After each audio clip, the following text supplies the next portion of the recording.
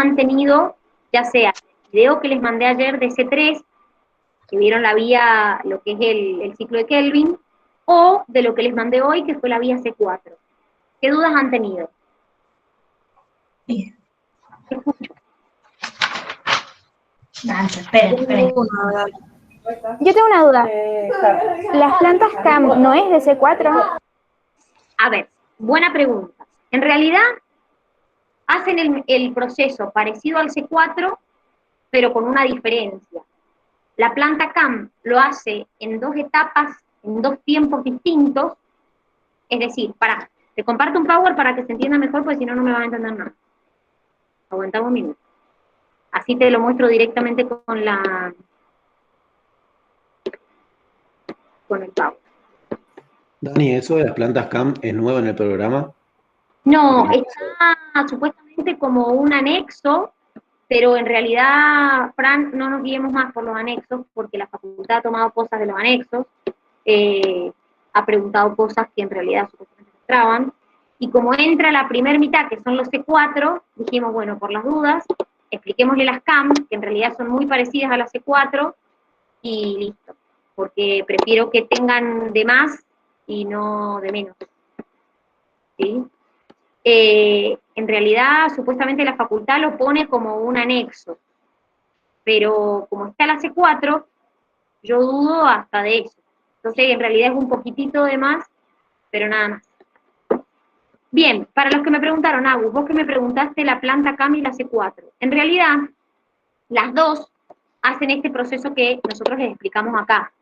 Es decir, es este proceso de usar una enzima que se llama PEP carboxilasa, que inclusive cuando las condiciones de dióxido de carbono son pocas, igual lo capta, y lo une con el fosfonol piruvato, y formar este compuesto que se llama ácido oxalacético. Con consumo de una molécula de NAT-fosfato reducido, se forma el málico. Y en realidad es este málico el que verdaderamente le cede el dióxido de carbono al ciclo de Kelvin. Ahora, vamos a tu pregunta. Las C4 son CAM, las CAM son C4. En realidad, la diferencia más importante que tienen es que esta vía que yo te acabo de mostrar, que es esto de formar oxalacético, después málico, cederle dióxido de carbono a Kelvin, las dos lo van a hacer, tanto las C4 como las CAM. Pero la diferencia más importante es que la C4 lo hace al mismo tiempo en partes distintas de la hoja, mientras que las CAM lo hacen en distinto tiempo. ¿Qué quiere decir? La CAM hace hasta la formación de málico en la noche, y durante el día el málico le cede el dióxido de carbono al ciclo de Kelvin, es decir, hace la segunda parte. Mientras que las C4 hacen todo en el mismo momento, pero en distintas partes de la hoja. En la parte más, o sea, menos profunda, hace la parte hasta la formación del málico, y en las células de la vaina hace la segunda parte, que es la parte final, que es cuando ya le cede el dióxido de carbono al ciclo de Kelvin. Recuerden, por favor, que estas plantas que ustedes están viendo, por más, uno cuando por ahí lo estudia se confunde y piensa que las que hacen C4 no hacen C3.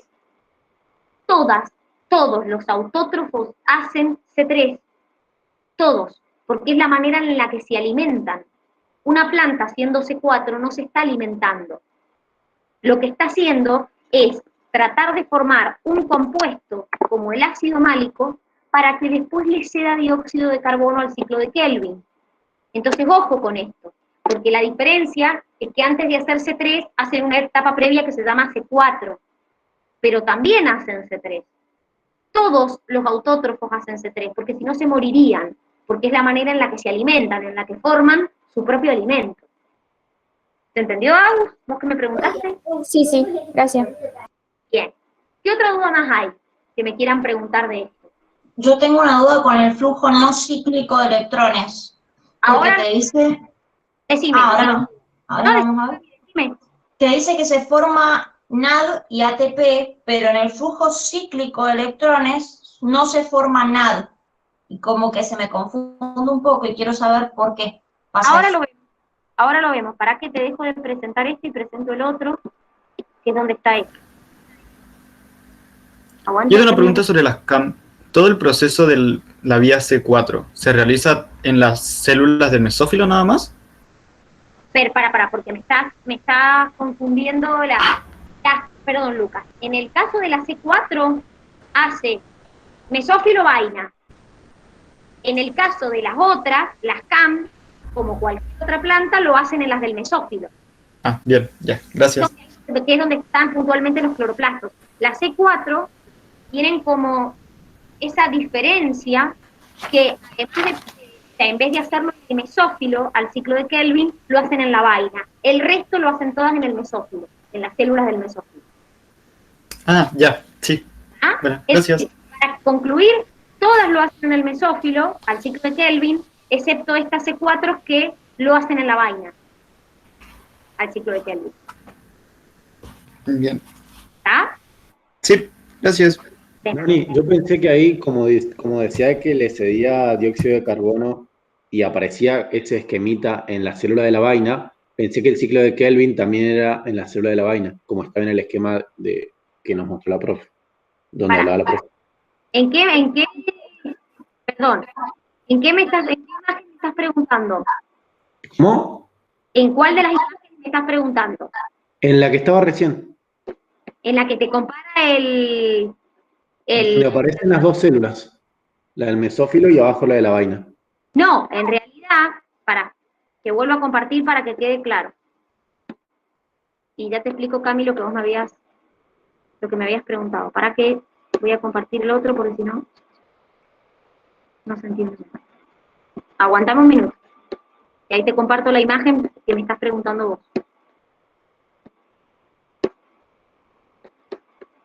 Avísenme, porfa, cuando se esté compartiendo. Ahí creo que se está empezando a presentar. Ahí está. Ahí se ve. Para que quede claro, chicos.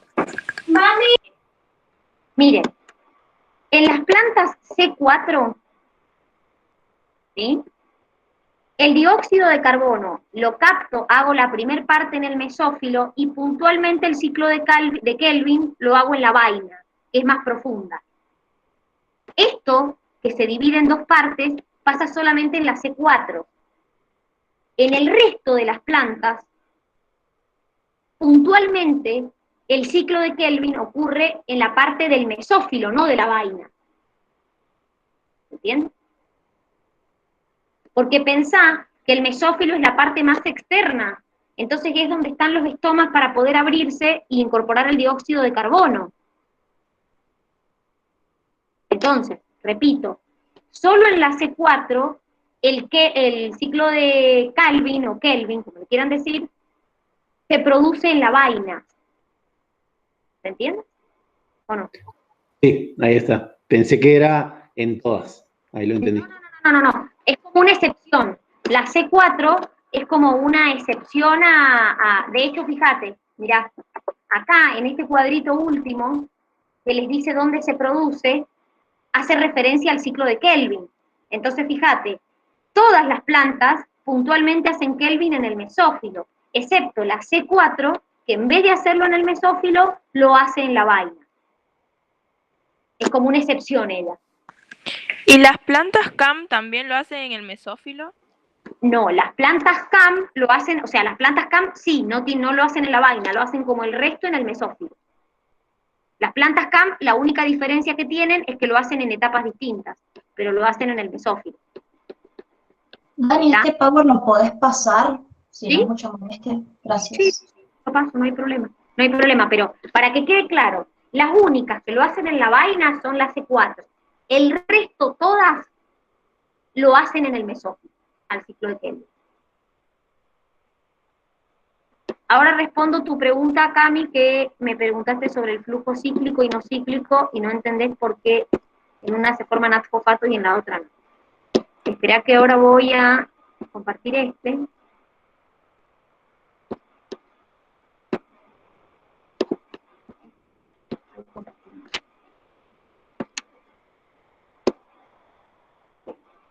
Ahora. Ahí se está compartiendo. Fíjense una cosa. Cami, para vos que me preguntaste, el flujo no cíclico tiene muchas diferencias con el cíclico. La primera diferencia fundamental es que en el no cíclico los fotosistemas actúan en paralelo, en simultáneo, mientras que en el cíclico no. En el cíclico actúa un solo fotosistema por vez, puntualmente el fotosistema 1. Ahora, ¿por qué acá genero NAD-fosfato y en el otro no? Por muchas razones. Primero, espera que voy a ir a la final. Primero, en este proceso, en el flujo no cíclico, interviene una molécula muy importante que es el agua, que en el flujo cíclico no interviene. ¿Y por qué es tan importante? Bueno, por muchas cosas. Primero, porque como yo les dije, en el flujo no cíclico, los dos fotosistemas trabajan en paralelo. Entonces, a la vez que un fotón incide en este, un fotón incide en este. Entonces, cuando el fotón ingresa, me excita la molécula de clorofila, y la clorofila libera electrones. Y esos electrones son los que empiezan a saltar por la cadena. Entonces, por ejemplo, en este fotosistema 2, saltan a la quinona, a la plastoquinona, al citocromo BF, y finalmente van a saltar a la plastocianina. Ahora, ustedes vieron que cuando algo pierde electrones, se oxida. Entonces, este fotosistema, como perdió electrones, me quedó oxidado. Entonces, ¿quién le devuelve los dos electrones a este fotosistema? Y ahí está la clave de la importancia del agua. Porque el agua es quien, por un proceso... Ay, perdón que me están escribiendo.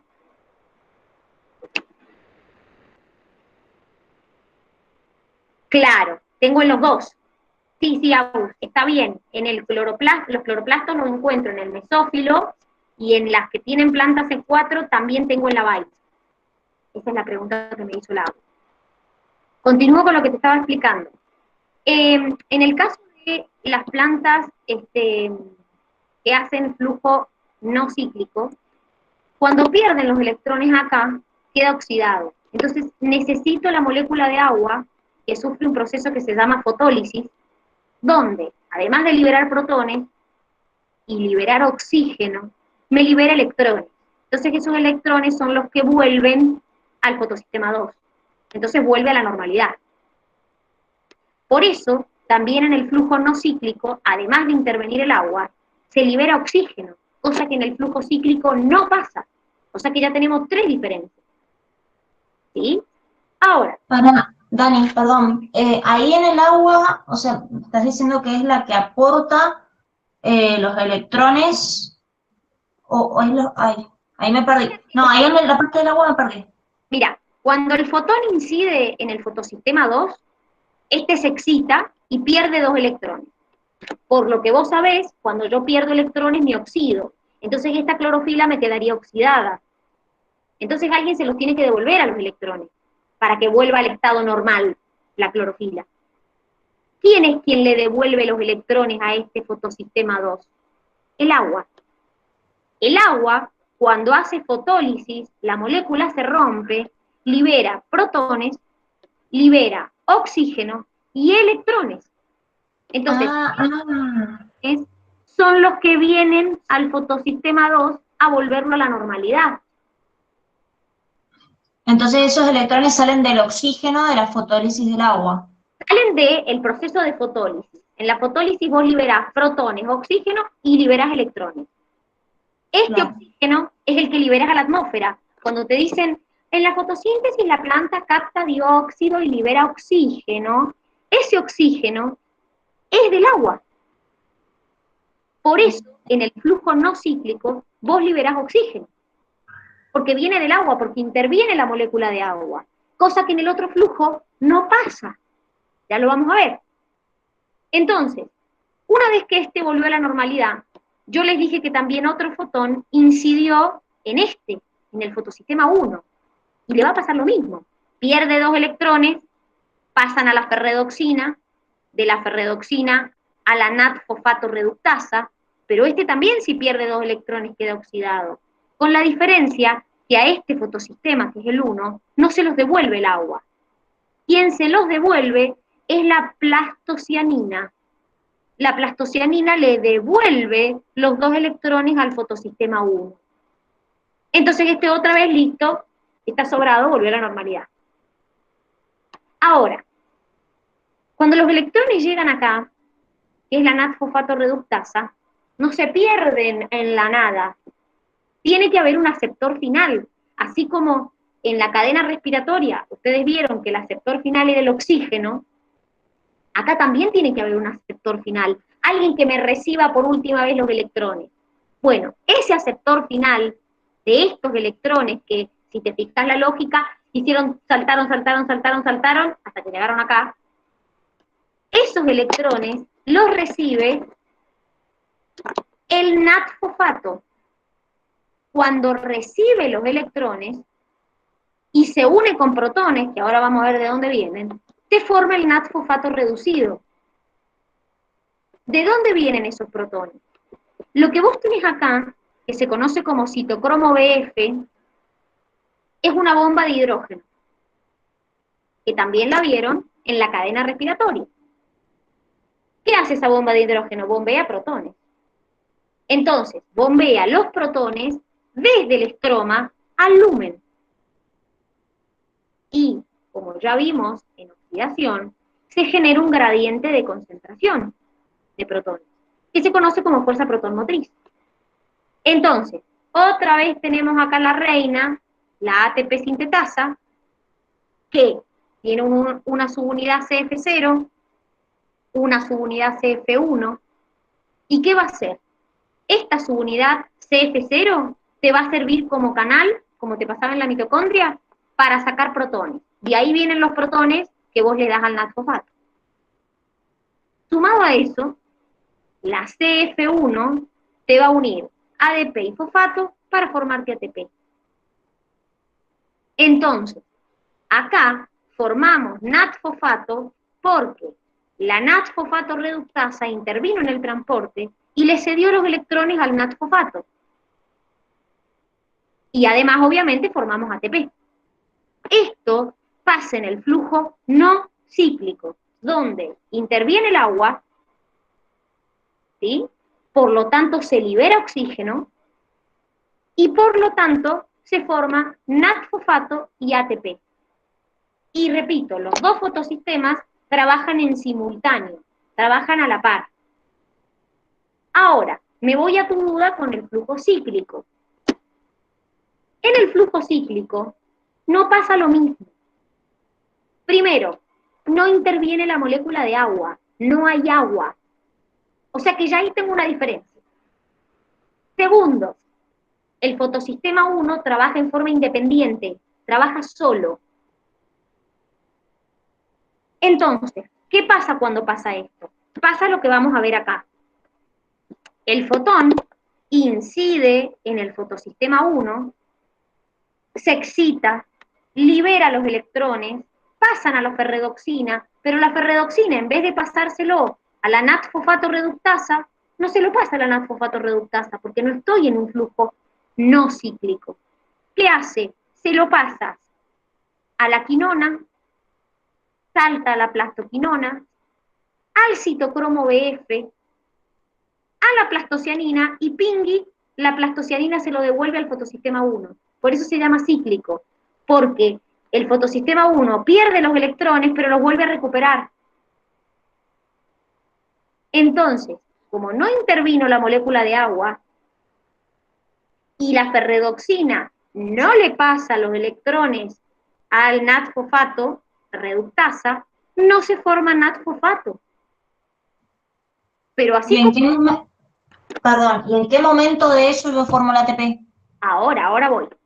Así como no se forma NAD-fosfato, tampoco, como hay agua, liberas oxígeno, que sí te pasó en el otro. O sea, no solamente no formas NAD-fosfato, sino que tampoco liberas oxígeno al medio. ¿Cuándo se forma el ATP? Lo mismo que pasó en el flujo no cíclico. El citocromo BF funciona como bomba. Entonces, cuando le llegan los electrones, lo que hace es, esa energía la utiliza para bombear desde el estroma al lumen. Entonces, se te genera la fuerza protón motriz, el gradiente de concentración, y tu ATP sintetasa lo usa para sintetizar ATP.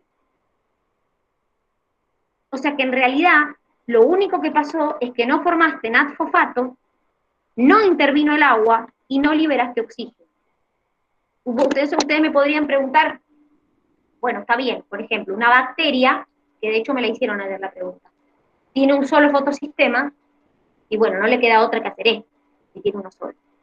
Bueno, yo les voy a decir, pero la planta, o el resto de los eucariotas, que tienen 2 fotosistemas, también hay momentos donde hace flujo cíclico. ¿Para qué? Porque el flujo cíclico le permite aportar ATP a la célula, entonces es como que ayuda a la mitocondria, porque mi mitocondria, ya dijimos que era el lugar donde se forma el ATP, pero este flujo a la planta le sirve como una ayuda extra de ATP. Entonces, las plantas también pueden, o los eucariotas, también pueden hacer flujo cíclico. ¿Para qué? Para obtener ATP, para obtener energía. ¿Se entiende? ¿O no? Sí, se entiende, se entiende. Perfecto. Bien. O sea que lo único que necesita para hacer eso es luz, básicamente, nada más. Claro. Bien. En este caso necesitamos luz.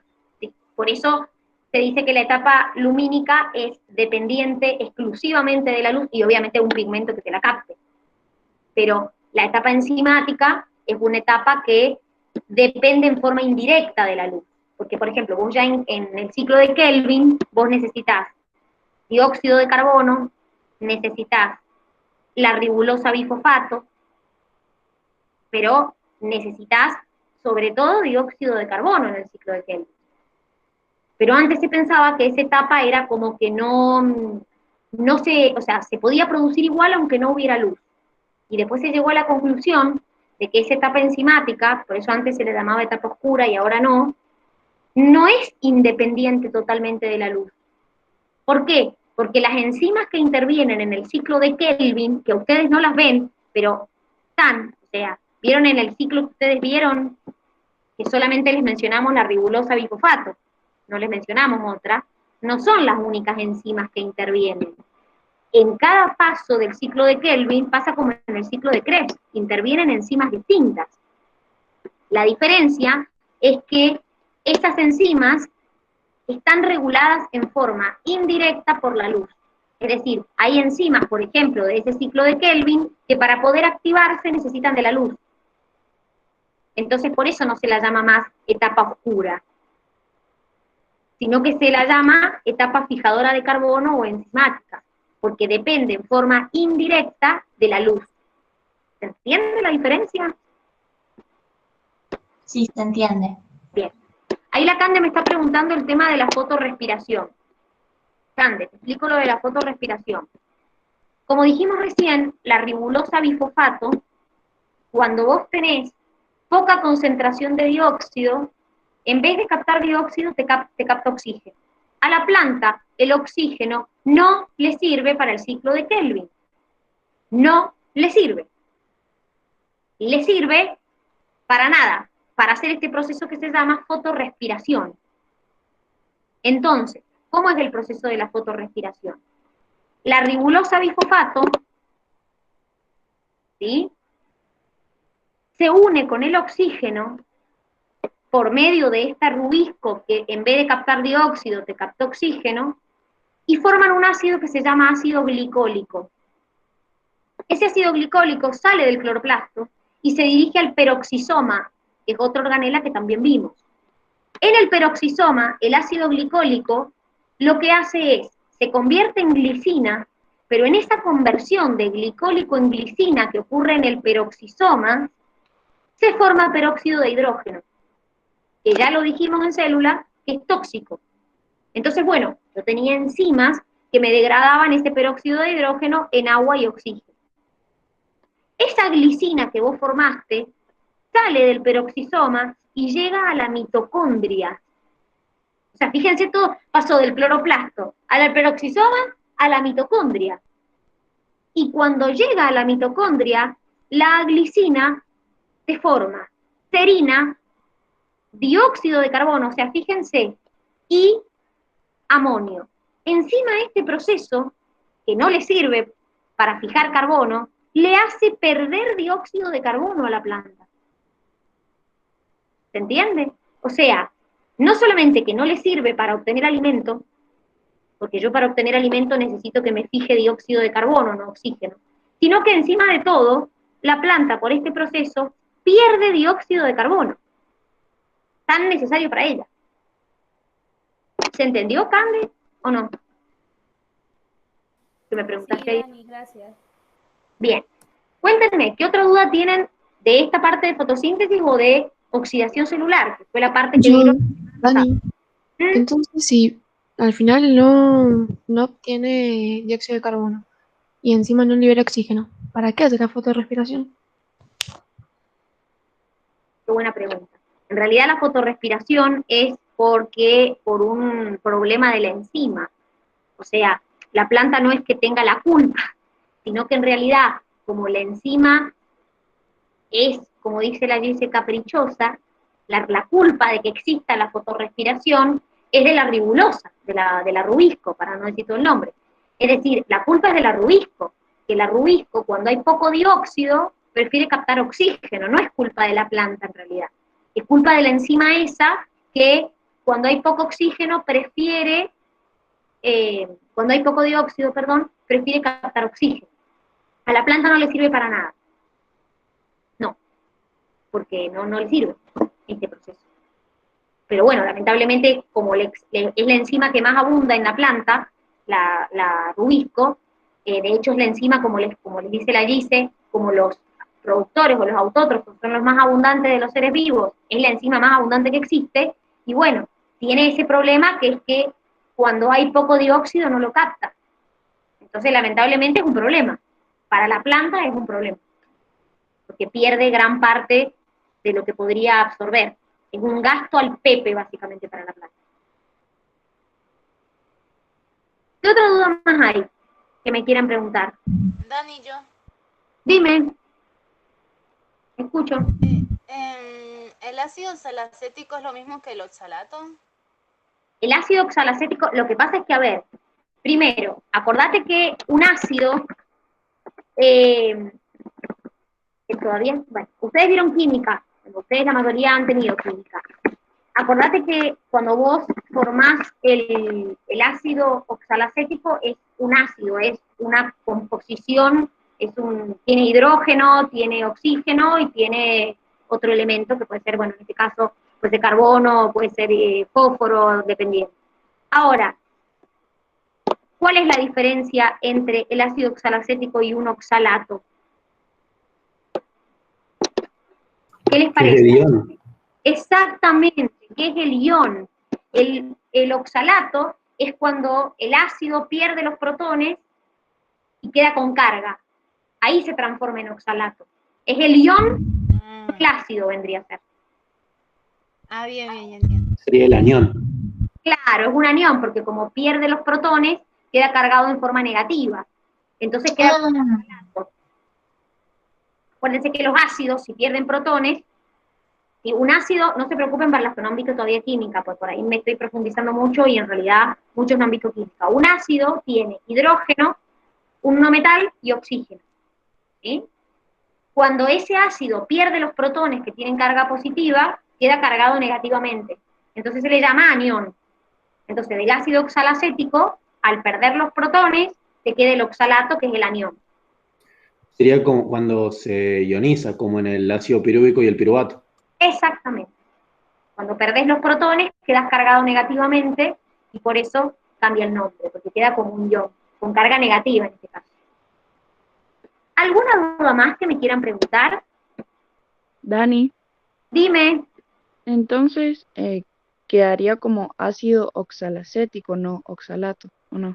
Claro, en este caso, acá, que lo estamos viendo, que lo vieron ustedes recién en el proceso de la C4, se convierte en málico el ácido oxalacético, no pierde los protones. Se convierte de oxalacético en málico. Dani, ¿me podrías explicar lo que pasa ahí en el peroxisoma? Porque veo que está el peróxido de hidrógeno ahí en el medio y no entiendo qué viene a hacer ahí. Lo que pasa es que para convertirte el glicólico en glicina, ustedes no ven todo el proceso, pero para convertirte el glicólico en glicina hay un proceso oxidativo donde necesitas oxígeno, y en ese proceso de conversión del glicólico en glicina con oxígeno se forma el peróxido de hidrógeno.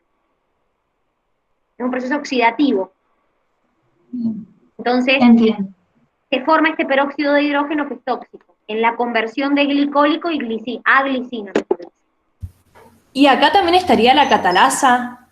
Es la que te va a romper el peróxido de hidrógeno. Claro, ese peróxido de hidrógeno que vos tenés acá, la catalasa que tenés acá adentro, te lo va a escindir en oxígeno y agua. Sí, perfecto. Y la peróxido de dismutasa, ya que estamos, preguntemos todo. Bueno, ¿y qué hace esa? O peroxidasa, no me acuerdo. Peroxidasa se llama. ¿Pero qué te hace la peroxidasa? El nombre te lo No dice. formaba peróxido, ¿no? Claro. La peroxidasa te forma el peróxido de hidrógeno. La catalasa te lo rompe al peróxido de hidrógeno. Te lo escinde en agua y oxígeno, que es lo que ustedes están viendo acá. Bien. Perfecto. Bueno, muchachos, si no ha quedado ninguna duda más, recuerden, mañana hacemos el trabajo práctico de esto. También les tengo una actividad para hacer cuando terminemos el práctico, terminemos de corregirlo.